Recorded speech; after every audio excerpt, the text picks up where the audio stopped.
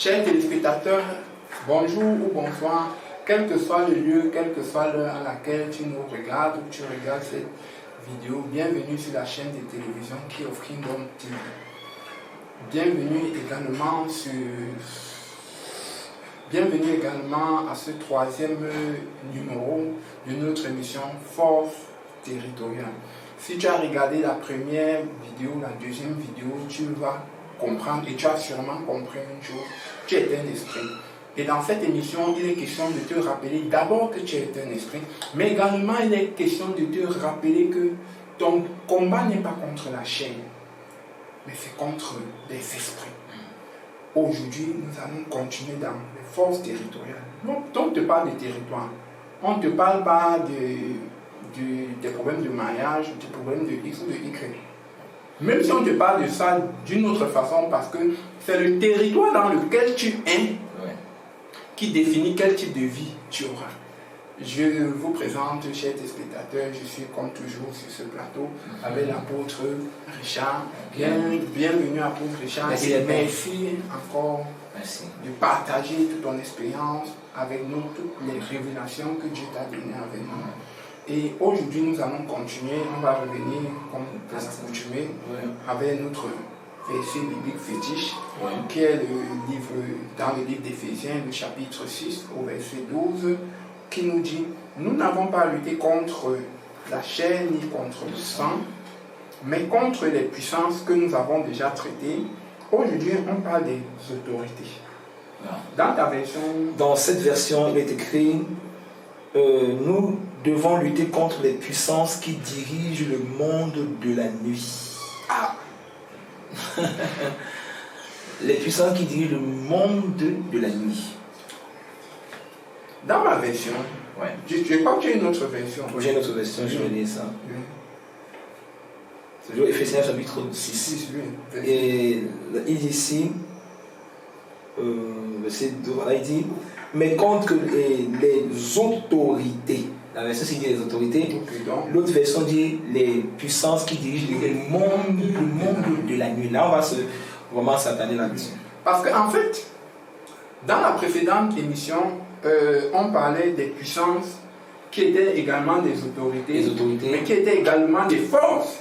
Mais là, on nous parle des autorités. Oui. Et dans cette version, il est écrit que nous devons lutter contre les puissances. Maintenant, ce n'est plus simplement les puissances, mais ce sont les puissances qui dirigent le monde de la nuit. Ils sont bien spécifiés ici. Mon frère, ma soeur, bienvenue dans le monde de la nuit. Oui, parce qu'aujourd'hui, on parle du monde de la nuit. Dans cette version, on parle d'autorité. Dans sa version également, on parle d'autorité. Mais on ne te parle plus de l'autorité de la première dimension. Mais on te parle de l'autorité d'une autre dimension qui est le monde de la nuit. Et ne comprends pas seulement le monde de la nuit qu'il fait nuit. Non, on parle des ténèbres. On ne parle pas qu'il fait nuit. Apôtre Richard. Quand on parle des autorités, c'est quoi les autorités? Dans cette dimension. Parce que quelqu'un pourrait s'égarer en ayant regardé la première émission. Il pourrait se dire que, mais ils veulent encore nous parler des présidents du pays. Ça n'a rien à voir. Là, ça n'a rien à voir. Ça n'a rien à voir. Ici, qu'est-ce qu'on veut parler de ici? Ici, quand il spécifie bien même, il dit les puissances qui dirigent le monde de la nuit ou bien le monde de ténèbres. Là, il est en train de spécifier une position que c'est stratégique de ces esprits-là dans le monde. Donc il les géolocalise clairement dans un endroit bien précis. Donc ce sont des puissances qui ont autorité dans les ténèbres.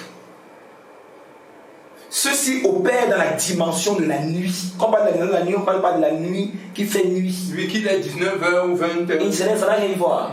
Ceux-ci ont une autorité, ont un mandat, ont une force qui se déploie plus aisément, plus facilement, plus grandement dans les ténèbres. C'est ce que ça veut dire ici. Donc ce sont des esprits qui sont très très dangereux dans le monde des ténèbres. C'est ce qu'il est en train de dire. Apôtre Richard, je suis sûr que quelqu'un se pose la question. Quand on dit dans le monde des ténèbres, le monde des ténèbres là, qu'est-ce qu'il y a entre les ténèbres? Voilà. Lorsqu'on parle du monde des ténèbres, on parle du monde de Satan.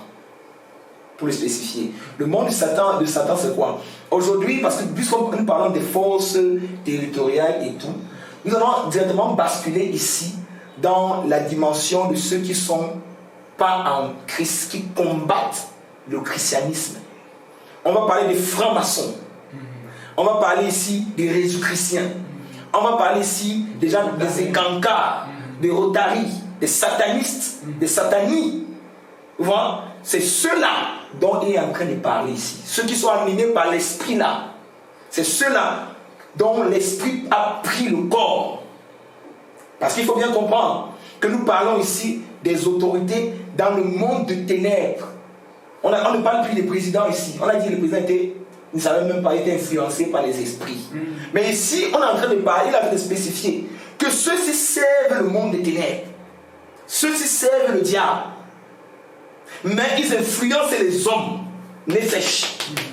Mais ils servent le diable dans le monde de la nuit, dans les ténèbres. Donc, ils ont un rang assez élevé dans le monde des ténèbres. Vous allez voir, dans la franc-maçonnerie, par exemple, il y a des différentes chambres. Il y a les maîtres, il y a les subalternes.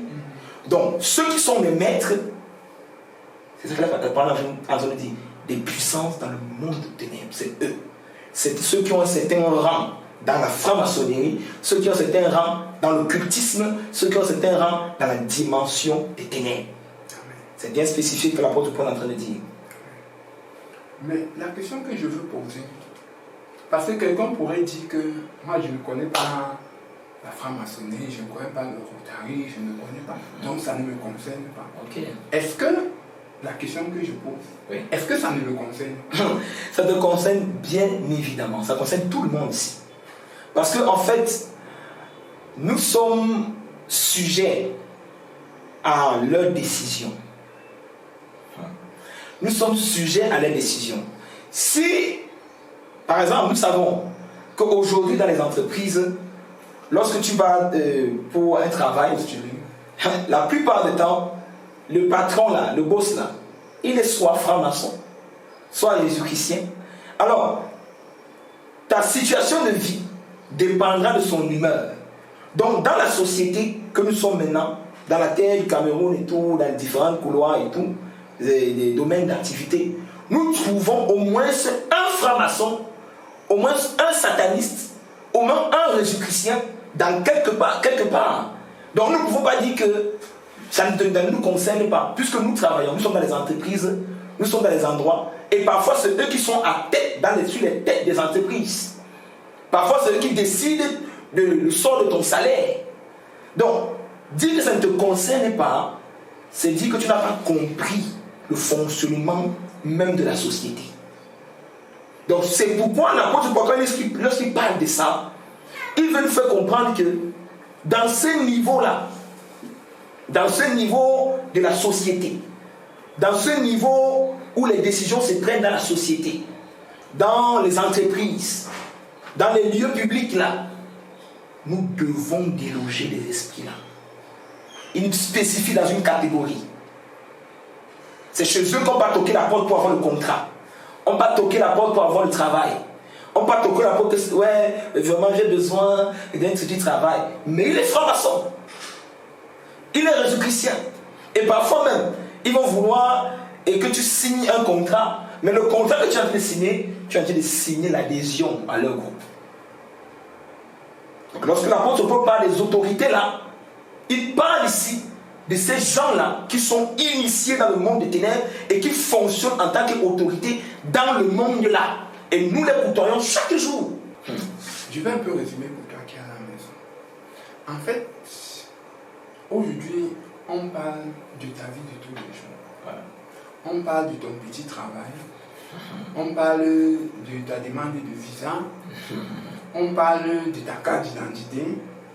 On parle de tout document administratif. On parle de ton salaire. Et on est en train de te dire que même pour que tu aies un salaire décent, tu as deux options. Première option, soit tu as signé avec eux et tu es tombé.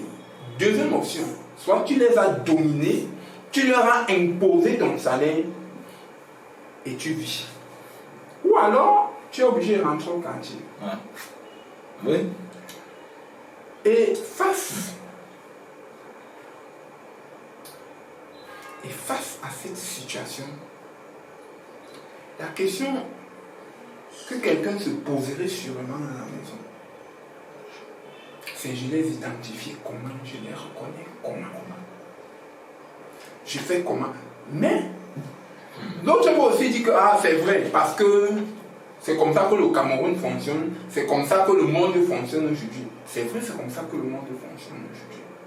Mais est-ce que tu es conscient que ce fonctionnement, peut-être, je vais dire, on a habillé ça par le terme loge, par le terme secte. Mais peut-être on a oublié de te dire que loge secte là, en réalité, ce n'est pas ce terme-là qu'on devait utiliser. On devait utiliser spiritualité des ténèbres. Oui, c'est ça.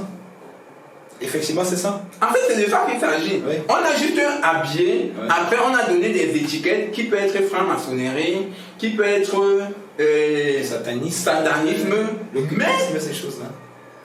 On revient toujours au point de départ. C'est la spiritualité des ténèbres. Donc aujourd'hui, on te parle de la spiritualité des ténèbres. Et on est en train de te dire que, en réalité, dès que tu as fini tes études, tu entres dans un monde spirituel d'une autre dimension.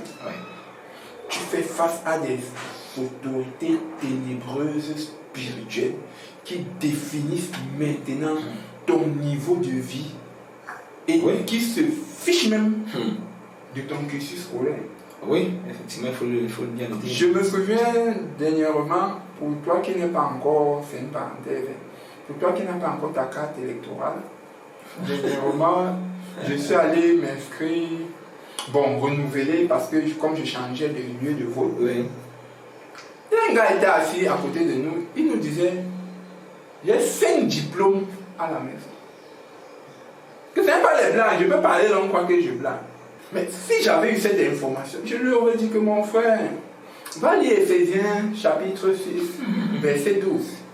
Le troisième niveau là, c'est les gens là qui t'empêchent de vivre. Et bien sûr. C'est les gens là qui font que tu es obligé de jongler comme tu jongles. Donc, apôtre, ce qu'on comprend ici, c'est qu'on est dans une autre sphère. Et que le monde des ténèbres a stratifié et a occupé des positions stratégiques dans notre quotidien. Et c'est ces positions stratégiques qui définissent. Bon, il y a des gens, Satan a organisé quelque chose. Il a mis des gens dans des positions stratégiques. Lorsqu'on parle ici des puissances des ténèbres qui agissent dans la nuit, là, nous parlons des gens, des autorités, des gens là, qui sont dans les entreprises. Il y a des gens spécifiques dont le royaume des ténèbres est bien structuré. Là-bas, tu seras de voir vraiment chef d'entreprise que les mains sont propres. Vraiment. Un chef d'entreprise qui n'est pas dans une loge. Qui n'est pas dans ça. Tu vas voir qu'il est soit dans la franc-maçonnerie, soit dans Rotary Club, soit dans Lions Club. Ces choses-là, oui, pourquoi? Parce qu'ils doivent servir le diable. Ils doivent amener les employés dans les choses-là. On a eu des témoignages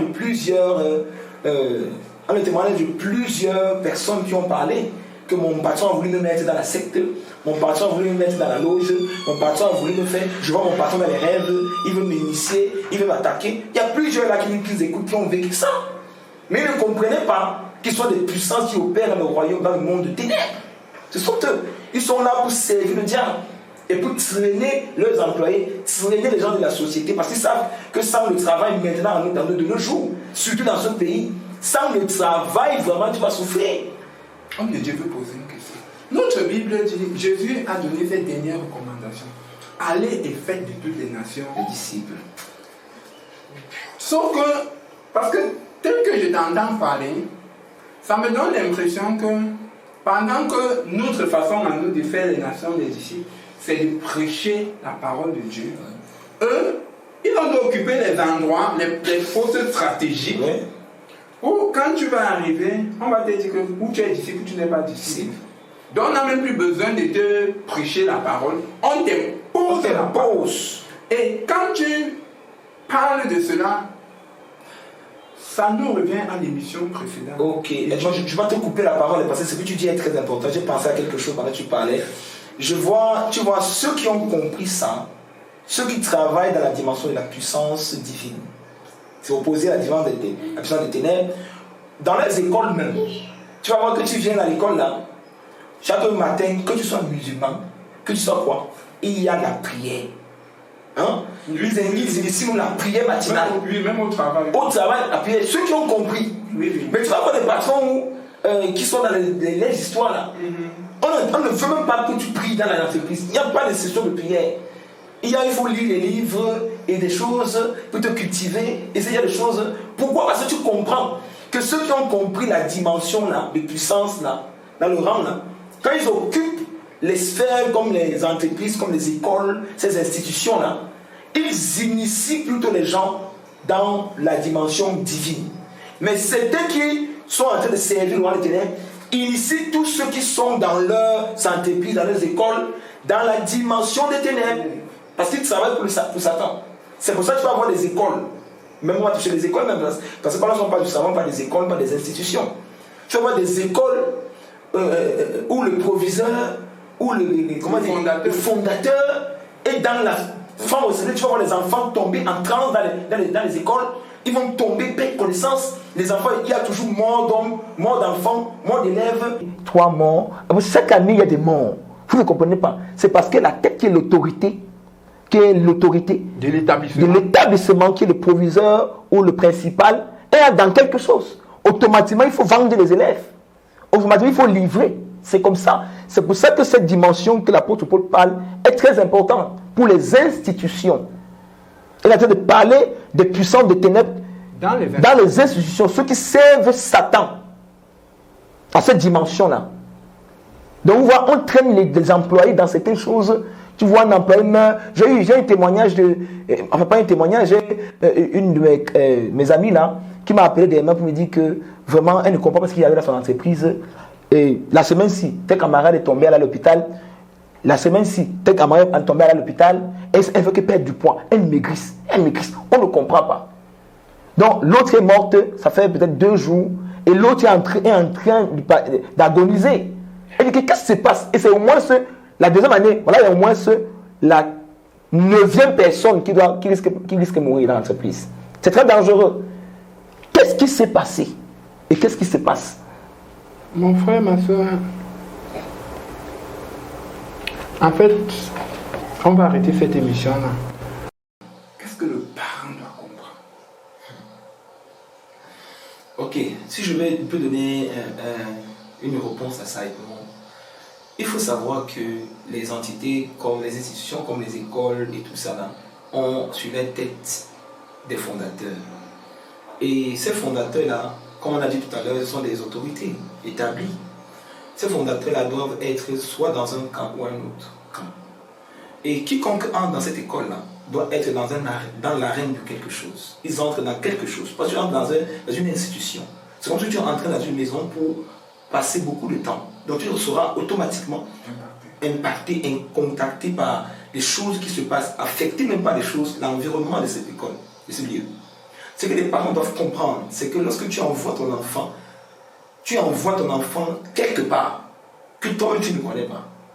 Et dans un endroit, dans un lieu, dans un secteur, ou bien dans une institution que tu ne maîtrises pas la fondation. Donc tout peut être possible. C'est pourquoi on voit aujourd'hui les enfants qui tombent en transe.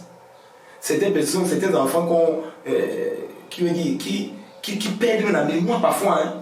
Ils ont bien commencé, mais à un moment, ils perdent la mémoire. Ils oublient. Tu vois, ils ont l'esprit d'oubli. Un enfant étudie aujourd'hui comme ça. Après quelques temps, ils oublient. Parce que des mauvaises choses se passent au sein de l'école.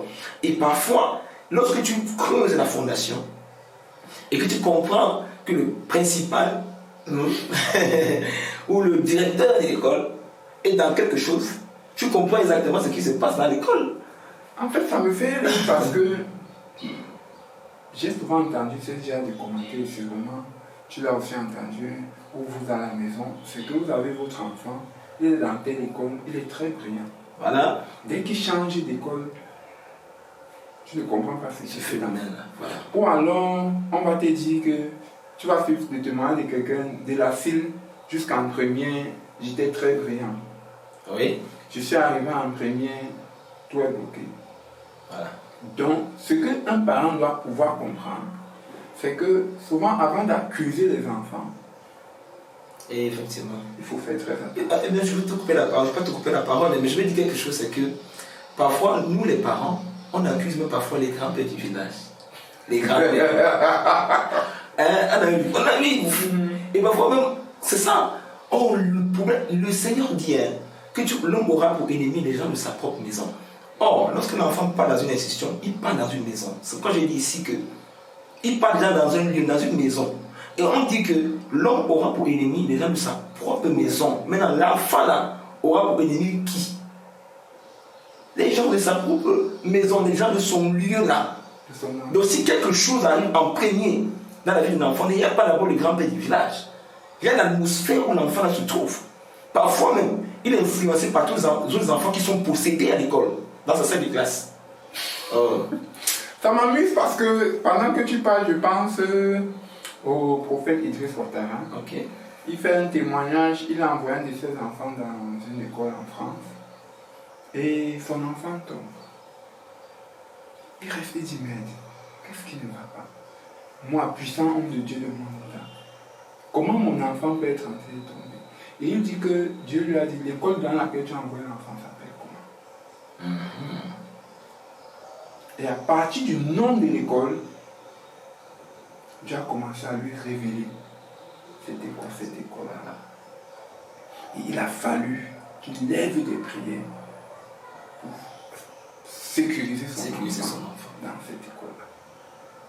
En fait, ce que je veux dire, c'est que l'homme de Dieu peut parler et ça donne l'impression que c'est un problème camerounais, ou un fondateur camerounais, ou un proviseur camerounais se dit que non, c'est à cause, on est comme ça en train de dire que nos écoles sont mauvaises. Non, ça n'a rien à voir. Ce n'est pas toujours de ça qu'il s'agit. Oui. Et j'aime bien citer ce verset parce que ce verset est la preuve vivante que nous ne devons pas lutter contre la chair ni contre le sang. Pourquoi j'aime bien citer ce verset?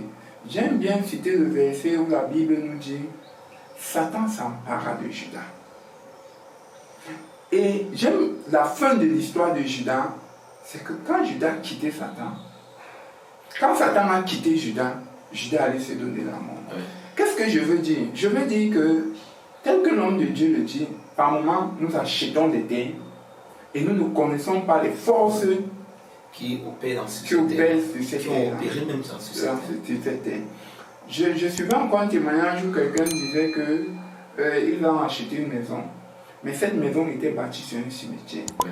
Est-ce que, homme de Dieu, si une école est bâtie sur un cimetière et que le fondateur lui-même n'en est pas conscient, est-ce que l'école peut être influencée par ce cimetière sans que le fondateur lui ne soit conscient? Non. La Bible dit que frappe le berger et les brebis seront dispersés. Donc la première personne à être frappée ou tourmentée par cet esprit, c'est le fondateur d'abord. Donc ça veut dire que le fondateur a sûrement fait alliance. Oui, parfois on achète un terrain, parce que quand tu vas acheter un terrain, forcément tu vas demander, on va t'expliquer ce qui se passait sur le terrain. Mais parfois, lorsque toi-même tu es compliqué, tu te dis que ta puissance que tu as va suffire pour débrouiller la puissance.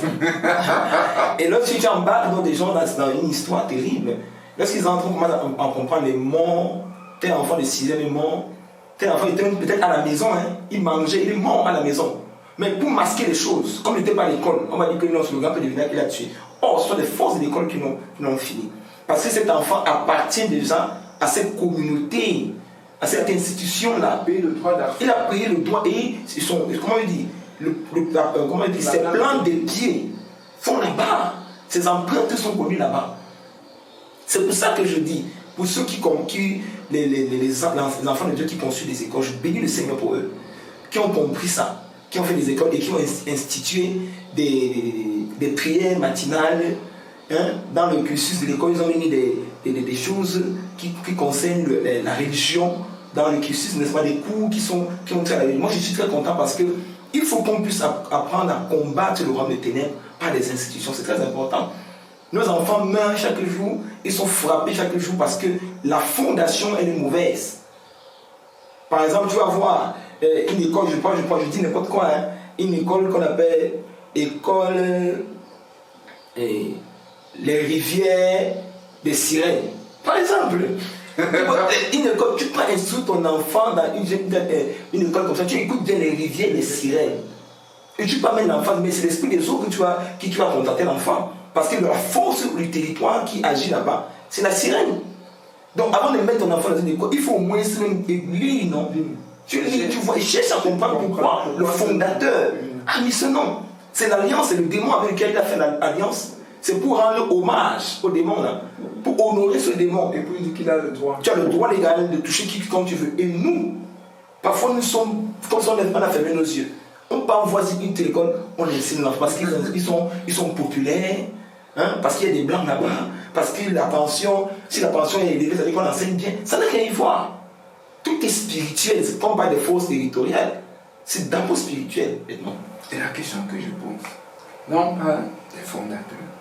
Maintenant, dans le public, qu'est-ce qui se passe? Parce que depuis qu'on parle des fondateurs, on a l'impression que ce n'est que le privé. Mais et dans le public, on a des mêmes situations où des enfants tombent, où il y a la drogue, il y a tout ça. Et qu'est-ce qui se passe? Dans le privé, par exemple, on sait que le privé appartient à l'État. Le public. Le public, ça appartient à l'État, n'est-ce pas? Il faut savoir, hein, d'abord, la dernière fois nous avons parlé ici, dans nos premiers volets, on a parlé des esprits qui agissent au niveau du gouvernement. Tout commence de là.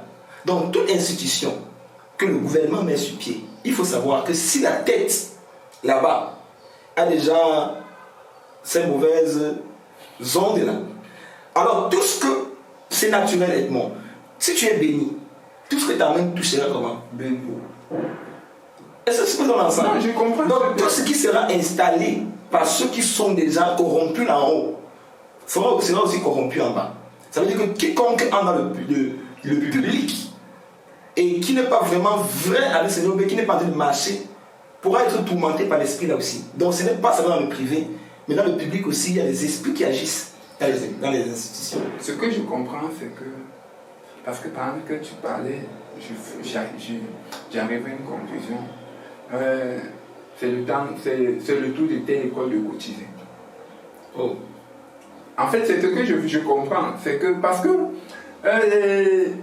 personnellement, honnêtement, je me suis demandé, mais comment jusqu'au public ça peut arriver?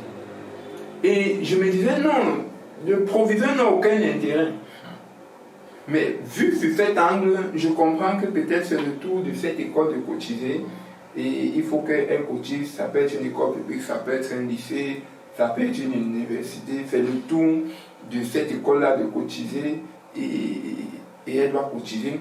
Et je vais le dire. J'ai une de mes filles qui a l'UIT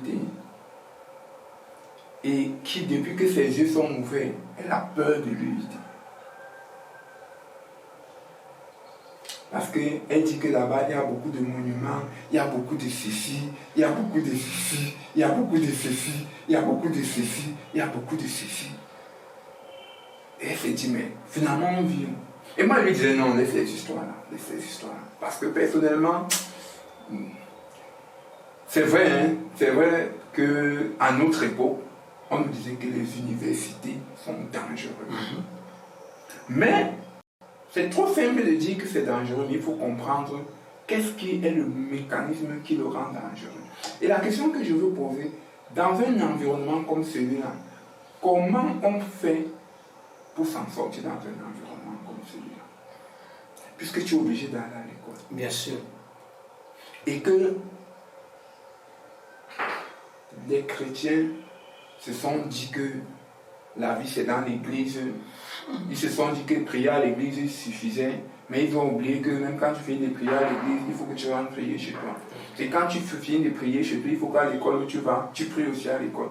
Et comme ils n'ont pas construire des grandes écoles, où ils n'ont même pas, où c'est maintenant que c'est notre génération qui se lève et commence à essayer de dominer le monde.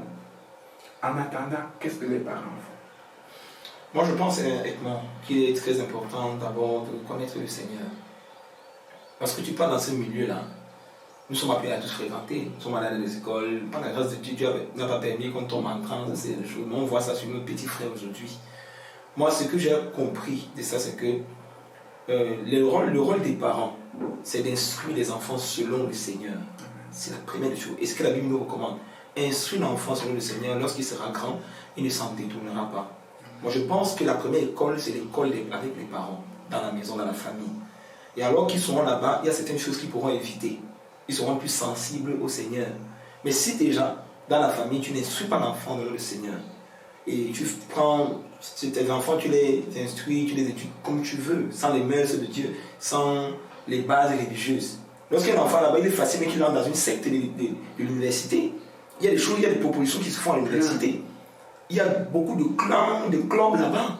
Il y a des clubs qui sont inspirés par les démons, par les satanismes. Et tous ces gens-là connaissent, tous ces hauts placés connaissent ce qui se passe à l'école, dans les universités. Il y a des abominations terribles qui se font. Donc moi je pense que les parents, la responsabilité des parents, c'est vraiment d'instruire les enfants à la maison d'abord. Et pour ceux qui sont derrière les universités, je demanderai aux parents de beaucoup prier pour leurs enfants. Et vous qui êtes dans les universités, allez chercher Dieu. Allez. Parce qu'il n'y a que Dieu qui peut vous aider. Effectivement. Parce que même si les parents n'ont pas fait ce travail à la base, vous êtes déjà assez mature pour pouvoir faire un choix concret. Ça c'est vrai. Mais je vais dire quelque chose parce que depuis on parle de l'école. Oui. Nom de Dieu, on a cité l'école comme exemple. Oui. Parce que ce qu'il faut savoir, c'est que dans nos boutiques, dans nos supermarchés, donc on ne parle pas d'un cadre précis. Donc monsieur le fondateur ou monsieur le proviseur ne vient pas dire qu'on parle de toi. On parle de toutes les couches de la société, mais on s'adresse surtout, moi je vous le dis clairement, on s'adresse surtout pour toi qui es à la maison, pour toi qui vas dire à l'enfant, va m'acheter telle chose, pour toi qui vas dire à l'enfant, ça ce sont les vacances, il faut aller au manège à tel endroit. Pour toi qui vas dire à ton enfant, dire que je vais en week-end à Libé ou à Kribi, ce qu'on est en train de dire, ou alors pour toi qui vas dire que j'arrive, je vais loger dans tel hôtel, ou je vais aller manger dans tel restaurant, on est en train de te dire, fais très attention.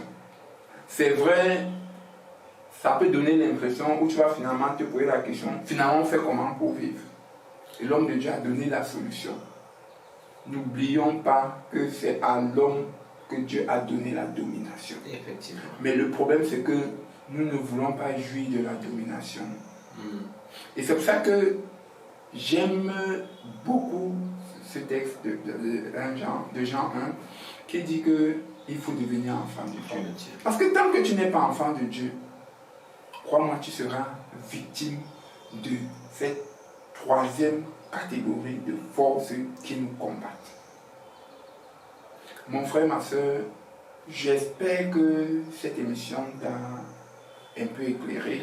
Surtout que cette émission a permis que la coquille de tes yeux tombe. Parce que c'est ça le but. Parce que la parole de Dieu dit que mon peuple périt faute de connaissance. Le but ici, c'est que tu aies la connaissance. Mais là, je ne te parle pas de la connaissance des écrits. Je te parle d'une connaissance palpable de ton quotidien, de ton vécu. Pourquoi? Parce que l'erreur qu'on fait, c'est qu'on a l'impression que la Bible est un livre trop loin de nous. Oh de Dieu, c'est l'impression qu'on a généralement. C'est pour ça que vous allez voir quelqu'un 10 ans dans l'église n'est pas transformé. Parce qu'il se dit que c'est un cours de science, c'est un cours d'histoire géo, et il se limite à ça.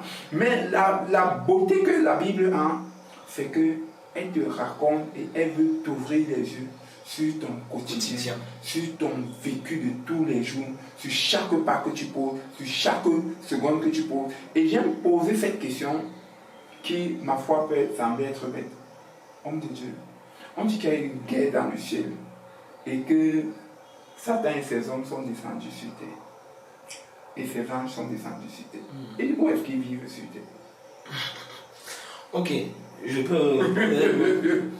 On doit savoir une chose, c'est que c'est vrai, la Bible nous dit dans l'Apocalypse, il y a une guerre avec ciel Michael et ses anges combattus contre le dragon. On dit qu'il descendit avec une ardente colère. Mais tu sais, avec moi, l'esprit n'est pas errant. Les esprits habitent dans les corps. Ça veut dire que les démons là sont dans les corps des gens. Amen. Amen. Parce que c'est ça le but. Le but, c'est de t'amener à comprendre que tu as un esprit. Le but, c'est de t'amener à comprendre que chaque seconde que tu vis avec un esprit. Un esprit, Et la grâce que Jésus t'a donnée à toi, c'est que il a aussi fait descendre le Saint-Esprit. Effectivement. Pour que tu puisses choisir Oui. entre habiter avec le Saint-Esprit ou cohabiter avec les anges démoniaques, tu fais ton choix. Mais sache une chose, quel que soit ce que tu fais, tu côtoies un esprit. À toi de choisir ton esprit. Avant de nous séparer, nous allons prier pour un frère, pour une soeur qui a regardé cette émission, qui l'a écouté, qui s'est senti béni. Et surtout, si vous avez quelques questions que ce soit, n'hésitez pas à nous écrire à l'adresse WhatsApp ou à l'adresse email qui s'affiche en bas de votre écran. Nous sommes en prière. Nous allons prier le Seigneur. Seigneur notre Dieu, nous te disons merci pour ce moment de partage. Selon Éphésiens au chapitre 6, à partir du verset 12. Nous avons parlé des puissances qui ont autorité et pouvoir. Seigneur notre Dieu, pendant que nous avons parlé, nous savons que tu es en train de susciter les directeurs. Nous savons que tu suscites les hommes hautement placés.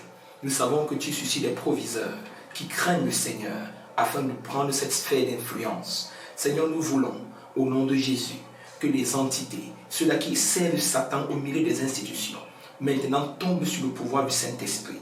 Au nom de Jésus-Christ. Seigneur, nous voulons que les limaces des magiciens soient frappés par la puissance de Dieu et que la puissance de Dieu soit démontrée afin qu'ils se répandent vers le Seigneur au nom de Jésus. Nous commandons, Seigneur, dans le nom de Jésus-Christ, que la force du Saint-Esprit descende dans les institutions, descende dans les entreprises, descende dans les écoles, descende dans les bureaux, descende, oh Dieu, dans les compagnies. Au nom de Jésus-Christ, manifeste ta puissance dans nos vies. Manifeste ta puissance dans la vie de nos enfants qui vont dans les écoles. Manifeste ta puissance dans la vie des étudiants. Manifeste ta puissance, Seigneur, dans la vie de quiconque est dans une institution. Que le Saint-Esprit déloge tous les esprits méchants, tous les hommes animés d'un esprit contraire, qu'ils soient confrontés par le Saint-Esprit au nom de Jésus. Toutes les initiations qui se faisaient dans les écoles, toutes les initiations qui se faisaient dans les entreprises, toutes les sectes pernicieuses au sein des lieux publics, au nom de Jésus, nous les démantelons par le sang de Jésus. Nous les démantelons par le feu du Seigneur.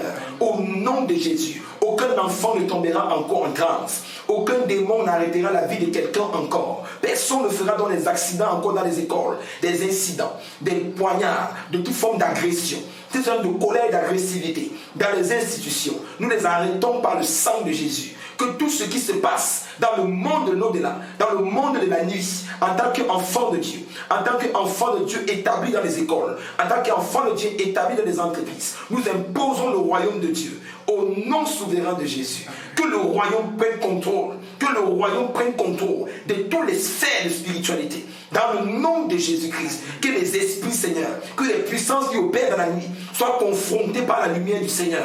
Nous les confrontons, nous déclarons le feu de Dieu de consumer au nom de Jésus. Nous libérons nos enfants, nous libérons nos frères, nous libérons nos cousins, nous libérons nos cousines, nous libérons, Seigneur, quiconque est dans les institutions.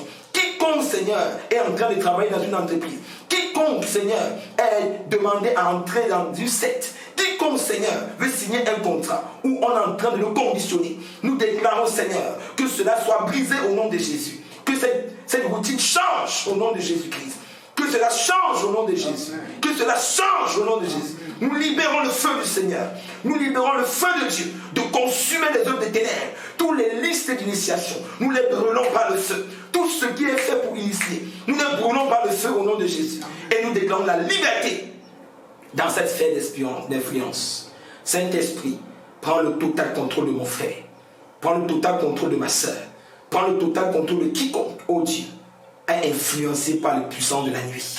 Qu'il soit libre ce soir. Merci Saint-Esprit pour la liberté et la délivrance. C'est au nom de Jésus que nous avons prié. Amen. Mon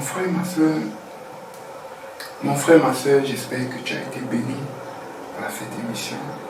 Et j'espère que cette prière a brisé des chaînes en toi. Rendez-vous dans la prochaine émission. Nous allons continuer à parler avec notre livre, avec notre texte d'Éphésiens 6, verset 12. Nous n'avons pas à lutter contre la chair ni contre le sang. Il ne s'agit pas de ton frère, il ne s'agit pas de ta soeur. Mais il s'agit de regarder l'esprit qui se cache derrière. Shalom mon frère. Rendez-vous dans la prochaine émission. Shalom. Shalom.